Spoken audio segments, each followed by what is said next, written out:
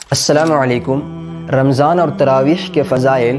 صحیح بخاری کی حدیث ہے، حضرت ابو ہریرہ رضی اللہ عنہ نے بیان کیا کہ میں نے رسول اللہ صلی اللہ علیہ وسلم سے سنا، آپ صلی اللہ علیہ وسلم رمضان کے فضائل بیان فرما رہے تھے کہ جو شخص بھی ایمان اور نیت اجر و ثواب کے ساتھ رات میں نماز کے لیے کھڑا ہو، اس کے پچھلے تمام گناہ معاف فرما دیے جائیں گے۔ نماز سے پہلے یہ سنتیں ضرور کرنی چاہیے۔ صحیح بخاری کی حدیث ہے، آپ صلی اللہ علیہ وسلم نے فرمایا کہ اگر مجھے اپنی امت یا لوگوں کی تکلیف کا خیال نہ ہوتا تو میں ہر نماز کے لیے ان کو مسواک کا حکم دے دیتا۔ اسلام کی بنیاد کن چیزوں پر قائم کی گئی ہے؟ صحیح بخاری کی حدیث ہے، آپ صلی اللہ علیہ وسلم نے فرمایا اسلام کی بنیاد 5 چیزوں پر قائم کی گئی ہے۔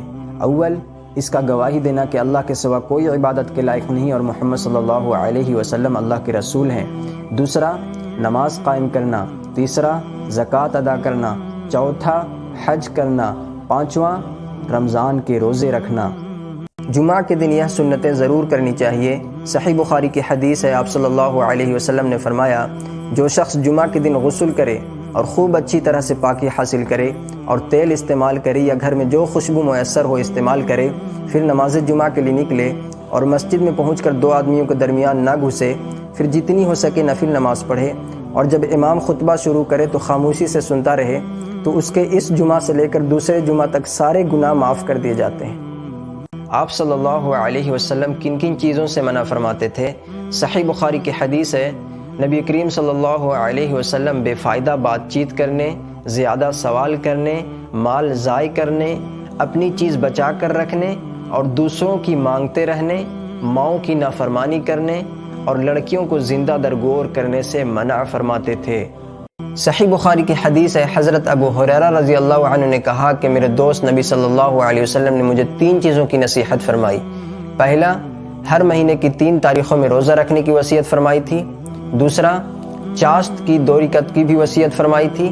تیسرا، اور اس کی بھی کہ سونے سے پہلے ہی میں وتر پڑھ لیا کروں۔ حسد کس کے ساتھ جائز ہے؟ صحیح بخاری کی حدیث ہے، حضرت ابن مسعود رضی اللہ عنہ نے بیان کیا کہ حسد صرف 2 ہی آدمیوں کے ساتھ جائز ہو سکتا ہے۔ ایک اس شخص کے ساتھ جسے اللہ نے مال دیا اور اسے حق اور مناسب جگہ پر خرچ کرنے کی توفیق دی۔ دوسرے اس شخص کے ساتھ جسے اللہ نے حکمت، علم، قرآن و حدیث اور معاملہ فہمی دی اور وہ اپنی حکمت کے مطابق حق فیصلے کرتا ہے اور لوگوں کو اس کی تعلیم دیتا ہے۔ جو لوگ صدقہ و خیرات نہیں کرتے انہیں یہ حدیث یاد رکھنا چاہیے۔ حضرت اسماء رضی اللہ عنہ نے بیان کیا کہ مجھ سے نبی کریم صلی اللہ علیہ وسلم نے فرمایا کہ خیرات کو مت روک ورنہ تیرا بھی رزق روک دیا جائے گا۔ ایک روزہ دار کسی روزے دار پر عیب جوئی نہیں کر سکتا۔ صحیح بخاری کی حدیث ہے، حضرت انس بن مالک رضی اللہ عنہ نے کہا کہ ہم نبی کریم صلی اللہ علیہ وسلم کے ساتھ رمضان میں سفر کیا کرتے تھے۔